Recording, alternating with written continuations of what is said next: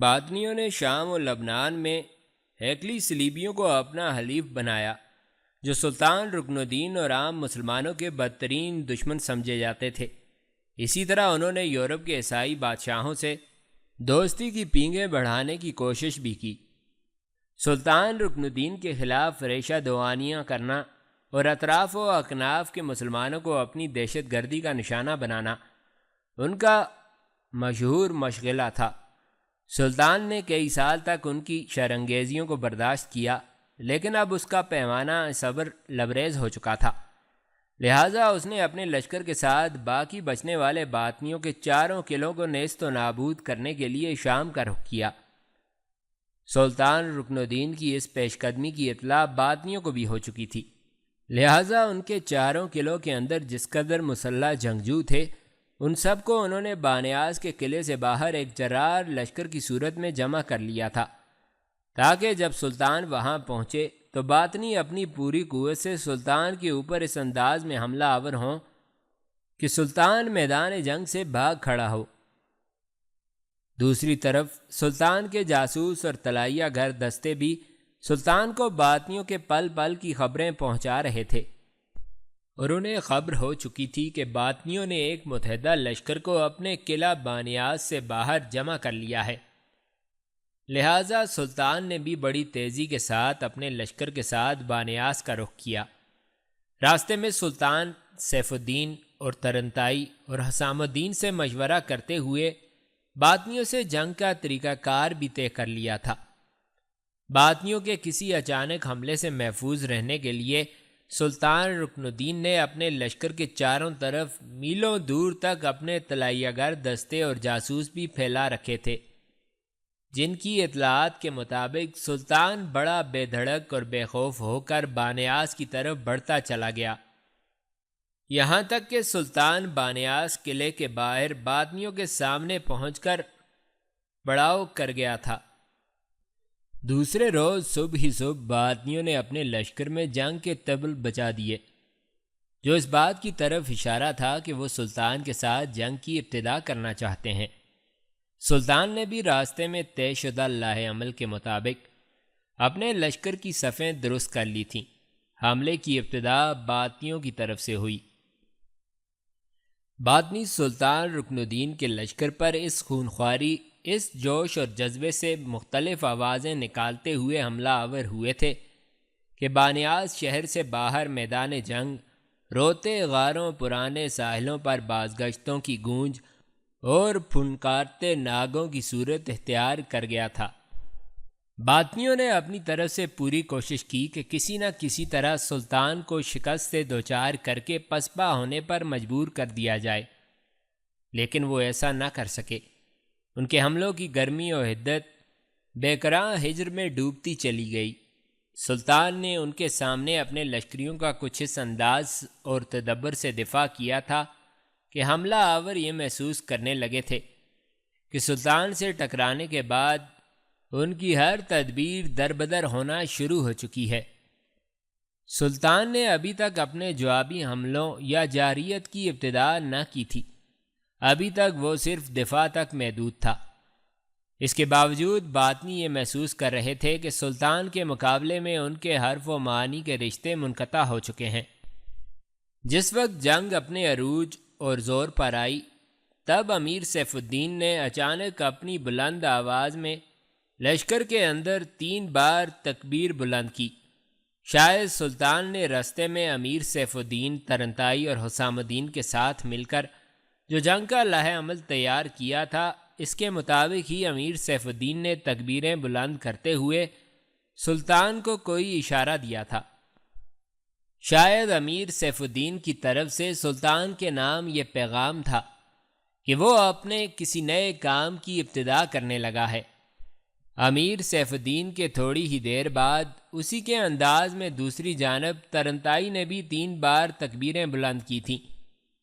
وہ بھی شاید اپنے خفیہ انداز میں سلطان کو کوئی پیغام دے رہا تھا۔ تھوڑی دیر بعد سلطان نے بھی ایسی ہی تکبیریں بلند کیں۔ پھر اس کے بعد ایک انقلاب رونما ہونا شروع ہو گیا۔ سلطان پہلے حسام الدین کو اپنے ساتھ ملا کر باطنیوں کے لشکر کے سامنے جمع رہا، جبکہ امیر سیف الدین اور ترنتائی باطنیوں کے دائیں بائیں پہلو پر ضرب لگانے کے لیے بھوکے شاہینوں کی طرح پہلوؤں کی طرف ہٹتے ہوئے ضرب لگانے کی تیاریاں کرنے لگے تھے۔ نئے انداز میں حملے کی ابتدا امیر سیف الدین نے کی تھی۔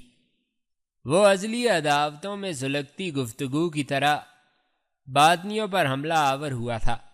امیر سیف الدین کے ساتھ ہی امیر ترنتائی بھی اپنے حصے کے لشکر کے ساتھ تیز ہواؤں کے فسوں کی طرح باطنیوں پر حملہ آور ہو چکا تھا۔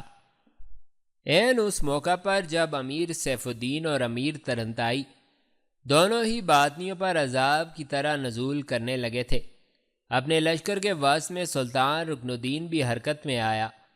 ایک بار اس نے عجیب سی عاجزی اور انکساری میں آسمان کی طرف دیکھا، پھر اس کی گردن اپنے گھوڑے کی زین کے ہونے پر جھک گئی تھی اور وہ بڑی عاجزی سے کہہ رہا تھا، میرے اللہ، تیرے اسم سے ہی میرا کمال جرأت مندی ہے۔ میرے اللہ، میں تیرا عاجز بندہ ہوں، تو اپنے عاجز بندے کو ان باطنیوں کے سامنے عالم حیرت و عبرت بنا کے رکھ دے۔ یا اللہ، میں تجھ سے گزارش و فریاد کرتا ہوں کہ تو مجھے ان باطنیوں کے مقابلے میں کامیابیاں اور کامرانیاں عطا فرما۔ دعا مانگنے کے بعد سلطان سیدھا ہو کے بیٹھا۔ اس کی آنکھوں میں نمی تھی، تاہم اس کی چھاتی تن گئی تھی۔ لگتا تھا دعا مانگنے کے بعد اس کے سارے رنج و ملال رفع ہو گئے تھے اور عمر کی ساری خوشیاں اس کے چہرے پر رقص کر گئی ہوں۔ پھر سلطان حرکت میں آیا اور اپنے محافظ دستوں کے ساتھ وہ طوفانوں کی بیداری کی طرح باطنیوں پر حملہ آور ہوا۔ اب صورتحال یہ تھی کہ باطنیوں کے لشکر کے وسطی حصے پر خود سلطان رکن الدین اور حسام الدین قہر بن کر نازل ہو رہے تھے، جبکہ دائیں بائیں پہلوؤں پر امیر سیف الدین اور امیر ترنتائی دونوں ہی نہ رکنے نہ تھمنے والا عذاب بن کر نزول کرتے جا رہے تھے، جس کی وجہ سے بانیاس شہر سے باہر میدان جنگ کھولتے سمندر کی صورت اختیار کر گیا تھا۔ جسم و روح کے رشتے کٹنے لگے تھے اور جو پستی کے قصے لہو لہو زیست کے علائم رقص کرنے لگے تھے۔ سلطان رکن الدین، حسام الدین، امیر ترنتائی اور سیف الدین نے جب دیکھا کہ اگلی صفوں کی تباہی اور بربادی کے بعد باطنی اپنی پچھلی صفوں کو آگے لاتے ہوئے لشکر کی کمی کو پورا کرنا چاہتے ہیں، تو انہوں نے پہلے کی نسبت زیادہ شدت اپنے حملوں میں پیدا کر دی اور وہ اپنے سامنے آنے والے ہر باطنی کو کاٹتے ہوئے آگے بڑھتے رہے۔ باطنیوں نے جب دیکھا کہ سلطان رکن الدین اور اس کے سالاروں کی سرکردگی میں جو سیلاب اور عذاب ان پر طاری ہونے والا ہے وہ کسی بھی صورت رکنے والا نہیں، تو وہ میدان جنگ چھوڑ کر بھاگ کھڑے ہوئے اور اپنے قلعے بانیاس کی طرف بھاگے۔ لیکن سلطان رکن الدین سے یوں بچ کر بھاگنا بھی کوئی آسان کام نہ تھا۔ سلطان نے اپنے پڑاؤ کی حفاظت پر حسام الدین کو چھوڑا، جبکہ سیف الدین اور ترنتائی کو لے کر وہ میدان جنگ سے بھاگتے باطنیوں کے تعاقب میں لگ گیا۔ باطنی جب بھاگتے ہوئے بانیاس کے قلعے میں داخل ہوئے تو ان کے پیچھے پیچھے سلطان رکن الدین، امیر سیف الدین اور امیر ترنتائی بھی اپنے حصے کے لشکروں کے ساتھ شہر میں داخل ہو گئے۔ ایک بار پھر بانیاس شہر کے اندر خوفناک رن پڑا۔ باطنیوں کو امید تھی کہ شہر کے لوگ بھی جنگ میں ان کا ساتھ دیں گے، لہٰذا وہ کامیاب رہیں گے، اس لیے کہ ان کے عام آدمی بھی بہترین جنگجو کی حیثیت رکھتے تھے۔ لیکن سلطان رکن الدین، امیر سیف الدین اور امیر ترنتائی کے سامنے باطنیوں کی کوئی تدبیر کامیاب نہ ہوئی۔ ان کی ہر کوشش، ان کا ہر جتن نامراد رہا اور ان پر پوری طرح چھاتے ہوئے سلطان اور اس کی فوج نے ان کا قتل عام شروع کر دیا تھا۔ گھمسان کی جنگ کے بعد شہر کے اندر بھی سلطان نے باطنیوں کو بدترین شکست دی۔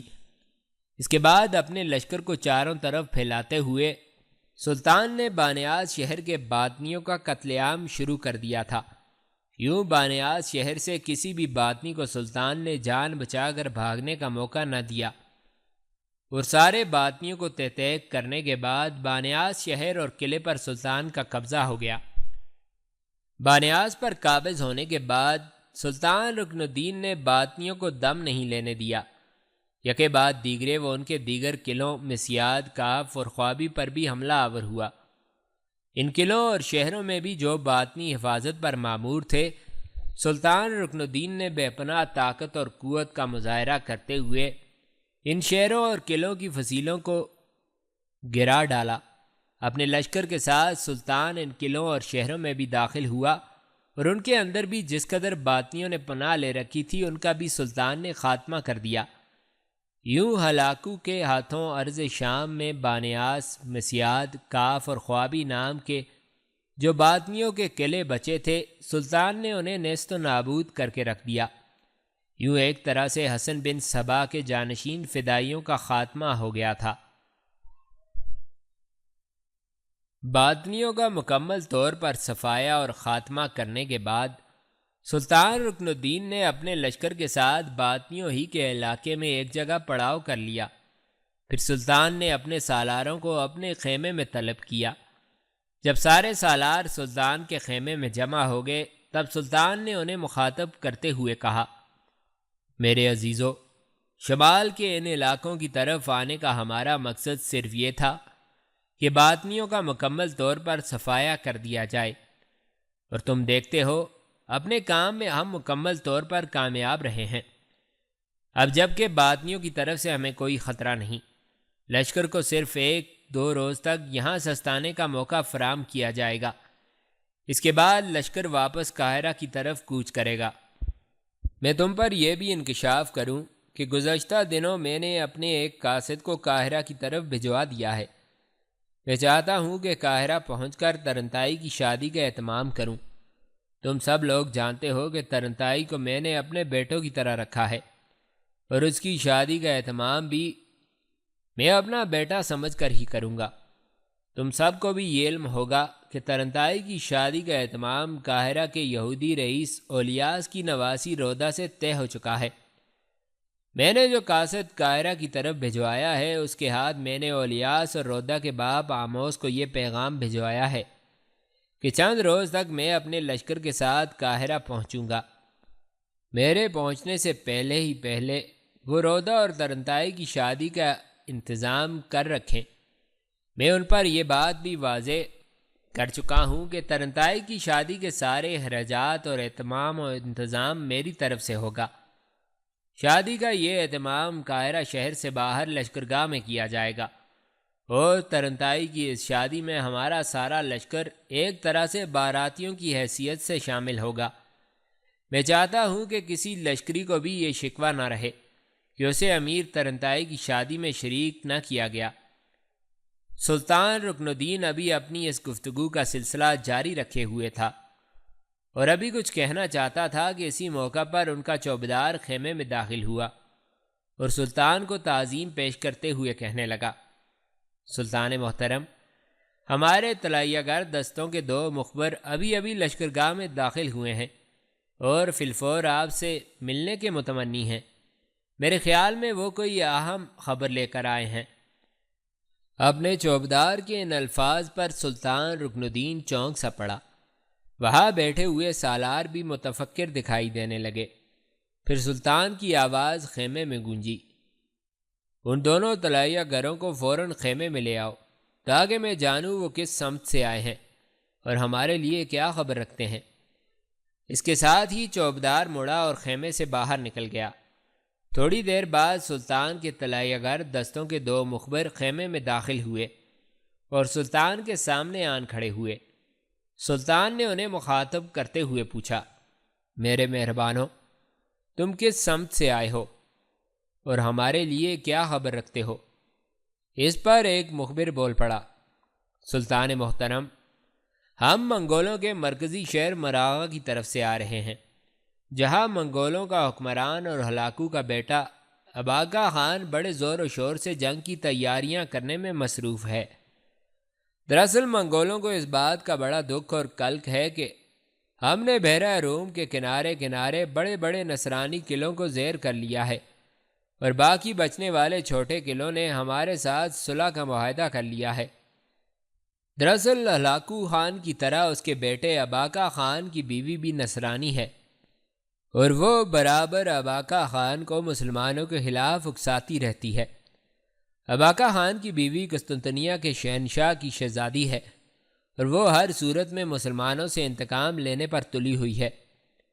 اس نے اباقہ خان کو اکسا کر مسلمانوں کے خلاف جنگی تیاریاں کرنے اور پھر جنگ کی ابتدا کرنے کے دوراہے پر لا کھڑا کیا ہے۔ سلطان محترم، جس قدر جنگی تیاریاں کی جا رہی ہیں اس سے اندازہ ہوتا ہے کہ بہت جلد اباقہ خان ہمارے خلاف اعلان جنگ کرے گا۔ سلطان نے تھوڑی دیر تک کچھ سوچا، پھر مخبروں کو اس نے مخاطب کیا۔ میں اس انکشاف سے زیادہ فکرمند نہیں کہ ہلاکو کا بیٹا اباقہ خان ہمارے خلاف جنگی تیاریوں میں مصروف ہے۔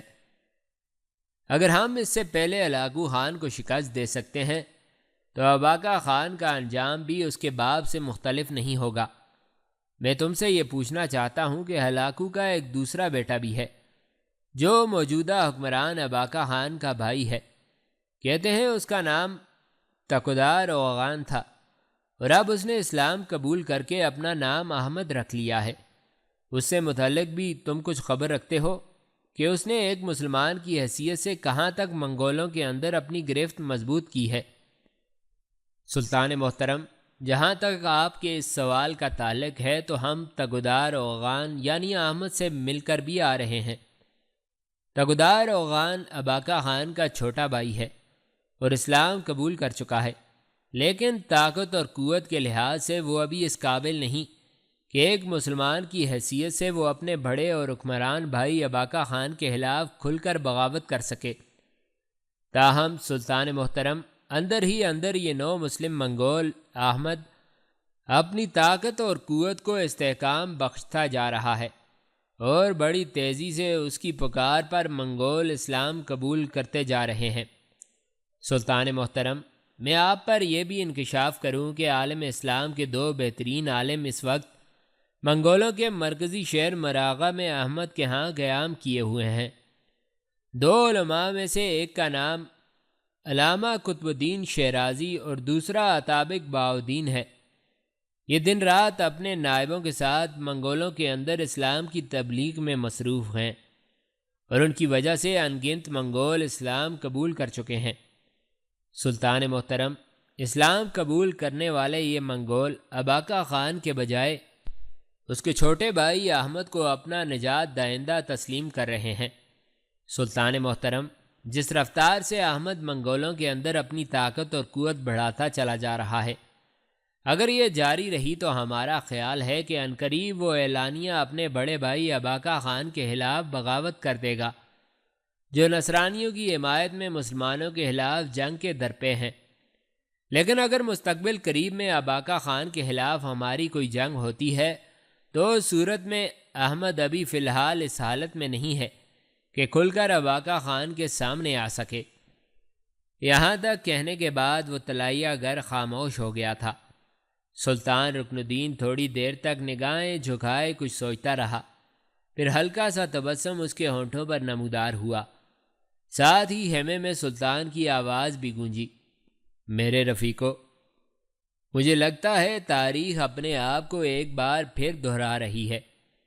جس وقت ہلاکو خان نے مسلمان علاقوں کو تاراج کرتے ہوئے فلسطین اور مصر کا رخ کیا تھا، تم جانتے ہو کہ اس وقت ہلاکو خان کا چچا زاد بھائی برکائی خان اسلام قبول کر چکا تھا، اور اسلام قبول کرنے کے بعد روسی علاقوں میں اس نے بہت بڑی طاقت اور قوت حاصل کر لی تھی، اور اسے اپنے ساتھ ملا کر ہم نے ہلاکو خان کو وہ شکست دی جو منگولوں کے لیے ایک عبرت بن گئی تھی۔ اب حالات پھر اس ڈگر پر اسی دوراہے پر آن کھڑے ہوئے ہیں۔ اباقہ خان اگر ہم پر حملہ آور ہونے کے درپے ہے تو منگولوں کے اندر اس کا بھائی احمد اسلام قبول کرنے کے بعد ایک طاقت اور قوت بن کر اٹھ رہا ہے۔ مجھے امید ہے کہ اگر اباقہ خان سے ہمارا ٹکراؤ ہوتا ہے تو یہ احمد اپنے ساتھیوں کے ساتھ اپنے بھائی اباقہ خان کے خلاف ہماری مدد کرے گا، اور ہم اگر خدا نے چاہا تو ارض شام سے بھی منگولوں کو نکال باہر کریں گے۔ اس نئی خبر کے بعد اب میں یہاں سے قاہرہ کی طرف کوچ کرنے کے اپنے لائحہ عمل کو تبدیل کرتا ہوں۔ سلطان رکن الدین یہی تک کہنے پایا تھا کہ چوبدار ایک بار پھر اندر آیا۔ اس کے ہاتھ میں طے کیا ہوا کاغذ تھا۔ سلطان کے قریب آیا اور کاغذ اس نے سلطان کی طرف بڑھاتے ہوئے کہا، سلطان محترم، نامور کبوتروں کے ذریعے قاہرہ سے یہ پیغام ابھی ابھی وصول ہوا ہے۔ سلطان نے ہاتھ آگے بڑھا کر وہ کاغذ لے لیا۔ چوبدار باہر نکل گیا۔ سلطان تھوڑی دیر تک خط کا مطالعہ کرتا رہا۔ اس کے چہرے پر پریشانی کے آثار تھے۔ پھر اس نے طے کر کے کاغذ کو اپنے قریب ہی رکھ لیا۔ اس کے بعد اس کی آواز پھر خیمے میں گونج گئی، میرے سالارو، میرے عزیزو، یہ خط قاہرہ سے آیا ہے، اور سب سے اہم خبر یہ ہے کہ نوبہ کے عیسائی حکمران ڈیوڈ نے ہماری مملکت پر حملہ کر دیا ہے، اور ہمارے علاقوں پر حملہ آور ہوتے ہوئے اس نے دور تک تباہی اور بربادی کا کھیل شروع کر دیا ہے۔ دراصل نوبہ کے حکمران ڈیوڈ کو بحیرہ روم کے ساتھ ساتھ شہروں کے نصرانیوں نے ہمارے ہاتھوں پہ درپیش شکست اٹھانے کے بعد اس وقت ہی مدد کے لیے پکارا تھا جس وقت انہوں نے اپنے کچھ پادری پاپائے اعظم کلیمٹ کے پاس مدد کے لیے روانہ کیے تھے، لیکن نوبہ کا عیسائی حکمران فی الفور ہمارے خلاف حرکت میں نہ آیا، بلکہ کچھ عرصہ اپنی جنگی تیاریوں میں مصروف رہا۔ اس دوران پاپائے اعظم کلیمٹ کے کہنے پر فرانسیسی اور انگلستان کے لشکر ہمارے خلاف حرکت میں آئے، لیکن ناکام و نامراد لوٹ گئے۔ اب نوبہ کا حکمران ڈیوڈ اٹھا ہے، اور وہ ہم سے اس بات کا انتقام لینے پر تلا ہوا ہے کہ ہم نے بحیرہ روم کے ساحلی نصرانی قلعوں کو کیوں اپنے سامنے زیر اور مغلوب کیا۔ لگتا ہے نوبہ کے نصرانی حکمران ڈیوڈ کے بھی دن گنے جا چکے ہیں۔ سنو رفیقان دیرینہ، اگر نوبہ کا حکمران ڈیوڈ ہماری جان کا آزار بننا چاہتا ہے اور ہمارے ساتھ نوگ سنان کا رقص کرنے کا خواہش مند ہے تو یہ کوئی بڑی اور انوکھی بات نہیں۔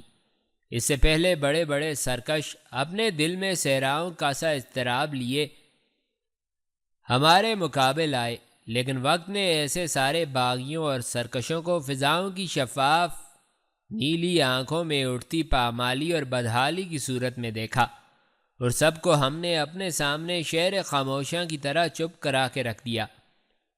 سنو رفیقو، اس ڈیوڈ سے پہلے کبھی منگول، کبھی نصرانیوں، کبھی باطنیوں کی صورت میں بڑے بڑے سورما وقت کی خلیج میں سالہ سال دھندلکوں میں کروٹیں لیتی بربادیوں کی طرح ہمارے خلاف حرکت میں آئے، لیکن ہم نے ان کا مقابلہ کرتے ہوئے اندھیروں کی ردا کو ان کی صبح کا مقدر بنا دیا، اور ان کی حرص و ہوس کی ہر قبا کو ہم نے چیر کر رکھ دیا۔ ہلاکو جو اپنی دانش میں ناقابل شکست خیال کیا جاتا تھا، اور بڑے بڑے حکمران اس سے خوفزدہ تھے، ہم نے جسم میں چبھتی روح کو ڈستی غموں کی دھوپ کی طرح اسے بھی چاٹ ڈالا، اس کے ارمانوں کی پکی فصل کو کاٹا۔ سنو میرے عزیزو، یہ خبر آنے سے پہلے میں ارادہ کر چکا تھا کہ اپنے سارے لشکر کے ساتھ قاہرہ جاؤں گا اور وہاں ترنتائی کی شادی کا اہتمام کروں گا، لیکن اب میں اپنے ارادوں کو تبدیل کرتا ہوں۔ یہاں سے ہم جنوب کی طرف جائیں گے اور سوسا شہر میں ایک روز قیام کریں گے۔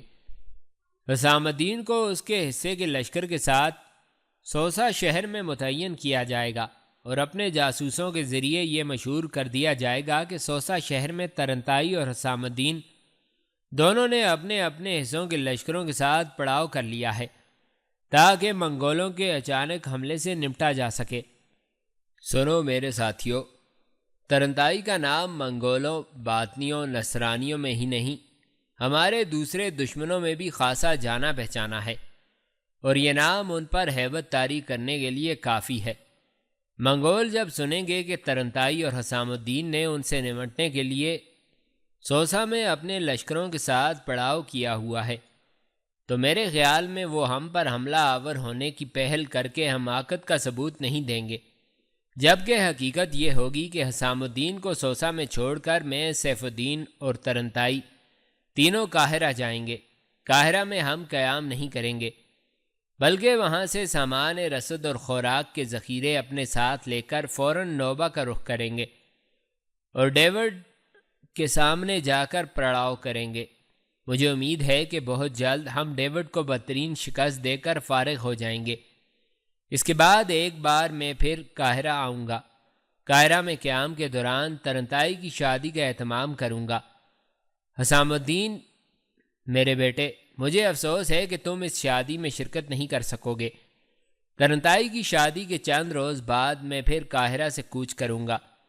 سوسہ میں آؤں گا۔ سوسہ میں حسام الدین کو اپنے ساتھ میں لانے کے بعد پھر ہم منگولوں کے مرکزی شہر مراغہ کا رخ کریں گے، اور قبل اس کے کہ ہلاکو کا بیٹا اباقہ خان ہم پر حملہ آور ہونے میں پہل کرے، ہم خود اس پر پہل کر کے اس کی طاقت اور قوت کو کچل کر رکھ دیں گے۔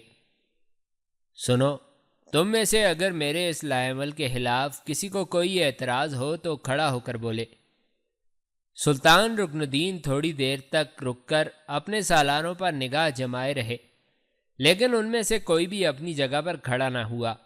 یہ اس بات کی دلیل تھی کہ سلطان رکن الدین کی اس تجویز سے سب اتفاق کرتے تھے۔ اس پر سلطان کے چہرے پر خوشگوار تاثرات نمودار ہوئے۔ اس کے بعد سلطان کی آواز خیمے میں پھر سنائی دی، میرے عزیزو، میرے رفیقو، اگر یہ بات ہے تو پھر سنو۔ کل فجر کی نماز کے بعد لشکر صبح کا کھانا کھانے کے بعد یہاں سے کوچ کرے گا، اور حسام الدین بھی ہمارے ساتھ ہوگا۔ حسام الدین سوسہ میں پڑاؤ کرے گا، جبکہ ہم باقی لشکر کے ساتھ رکے بغیر بڑی تیزی سے قاہرہ کا رخ کریں گے، اور پھر وہاں سے نوبہ کی طرف کوچ کر جائیں گے۔ اب تم سب لوگ کل کے لیے اپنے لشکر کے کوچ کی تیاریاں کرو۔ اس کے ساتھ ہی سلطان کے حکم پر اس کے سارے سالار سلطان کے خیمے سے نکل گئے۔ اگلے روز اندھیرے منہ فجر کی نماز ادا کرنے کے لیے ترنتائی جب اٹھ کر اپنے خیمے سے باہر آیا تو دھنگ رہ گیا۔ چاندنی رات میں اس کے خیمے کے باہر 3 لاشیں پڑی تھیں، اور اس کے خیمے سے ارد گرد پہرا دینے والے چوکس و چوکنے تھے۔ ترنتائی پہرا دینے والوں کے قریب آیا اور انہیں مخاطب کر کے پوچھا، یہ کون لوگ ہیں جو مرے پڑے ہیں؟ اس پر ایک محافظ بول پڑا، امیر محترم، رات کی تاریکی میں یہ 3 اشخاص ہمارے لشکریوں اور مسلمانوں کے بھیس میں ہمارے لشکر میں داخل ہوئے، اور آپ پر حملہ کر کے آپ کا خاتمہ کرنے کی کوشش کی گئی تھی۔ یہ تینوں آپ پر حملہ آور ہونے کے لیے آپ کے خیمے سے دور ہی تھے کہ ان تینوں کو للکارتے ہوئے ہم نے ان سے متعلق جب دریافت کیا تو یہ ہمارے سوال کا جواب دینے کے بجائے خیمے کی طرف بھاگ کھڑے ہوئے۔ ان کی اس حرکت سے ہم چوکس اور چوکنے تھے، اور ان کے قریب آنے پر ان پر حملہ آور ہونا چاہتے تھے کہ رات کی تاریکی میں ایک انقلاب رونما ہوا۔ امیر محترم، رات کی تاریکی میں خیموں کی اوٹ سے ان تینوں حملہ آوروں پر ایسی تیر اندازی کی گئی کہ ہم تک پہنچنے سے قبل ہی یہ تینوں زمین پر گر پڑے اور ہلاک ہو گئے۔ اس کے بعد ایک تیر خیمے کے بالکل قریب مارا گیا۔ اس تیر کے ساتھ کپڑے میں بندھا ہوا ایک کاغذ ہے، میرے خیال میں اس میں آپ یا کسی اور کے نام پیغام ہے۔ اپنے محافظوں کے اس انکشاف پر ترنتائی چونک پڑا، پھر وہ دوبارہ بول پڑا، وہ تیر جس کے ساتھ کپڑے میں لپٹا ہوا پیغام تھا وہ کہاں ہے؟ اس پر ایک محافظ ایک طرف گیا اور تیر لے آیا، اور وہ تیر اس نے ترنتائی کو تھماتے ہوئے پھر اس پر انکشاف کیا۔ امیر محترم، وہ پیغام ویسے کا ویسا ہی کپڑے میں لپٹا ہوا ہے، تیر کے ساتھ بندھا ہوا ہے۔ ہم نے اسے اس احتیاط سے نہیں کھولا کہ شاید یہ کوئی اہم نوعیت کا پیغام آپ کے نام ہو، لہٰذا یہ پیغام ویسے کا ویسا ہی ہم نے آپ کی خدمت میں پیش کر دیا ہے۔ ترنتائی نے جلدی جلدی اس پتلے سے کپڑے کو کھولا جو تیر کے ساتھ بندھا ہوا تھا، پھر گانٹھ کی صورت میں کپڑے کے اندر جو پیغام تھا وہ نکالا۔ وہ تہہ کیا ہوا ایک کاغذ تھا۔ فضاؤں میں چونکہ ابھی تک تاریکی پھیلی ہوئی تھی، لہٰذا ترنتائی اپنے خیمے کے اندر چلا گیا۔ خیمے میں جلتی مشل کی روشنی میں اس نے کاغذ کی تہیں کھولیں اور خط پڑھنا شروع کیا۔ وہ خط کسی لڑکی کی طرف سے تھا۔ خط میں لکھا گیا تھا، امیر ترنتائی، جو لوگ آپ پر حملہ آور ہونا چاہتے ہیں آپ کی جان کے درپے ہیں اور آپ کو نقصان پہنچانا چاہتے ہیں، ان میں سے اکثر کو میں نے موت کے گھاٹ اتار دیا ہے۔ اب ان میں سے صرف 5 باقی بچتے ہیں۔ اگر حالات نے میرا ساتھ دیا تو میں ان 5 کو بھی موت کے گھاٹ اتار کر آپ کو آپ کے دشمنوں سے محفوظ کر دوں گی۔